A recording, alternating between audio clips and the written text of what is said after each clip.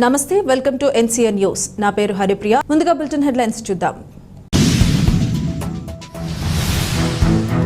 కోట సత్యమ్మకు ఆదివారం ఒక్కరోజు 1,02,053 రూపాయల ఆదాయం.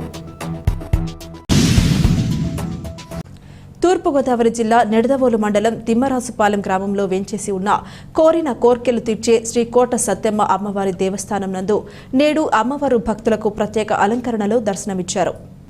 అమ్మవారిని దర్శించేందుకు భక్తులు ఉదయం నుండి క్యూ లైన్లో వేచి ఉన్నారు.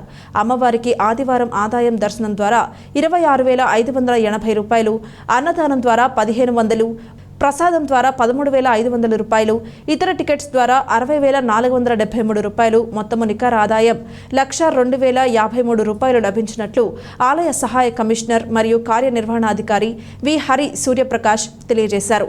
భక్తులకు ఏ విధమైన అసౌకర్యం కలగకుండా founder, family member and chairman Devulapalli Ravishankar మరియు ధర్మకర్తల మండలి సభ్యులు గాజుల రంగారావు, అయినేడి వెంకటకృష్ణ, ఆలయ ప్రధాన అర్చకులు శివకోటి కామేశ్వర అప్పారావు శర్మ పర్యవేక్షించారు. దర్శనం అనంతరం భక్తులకు ఉచిత తీర్థ ప్రసాదాలు, అన్న సమారాధన నిర్వహించారు.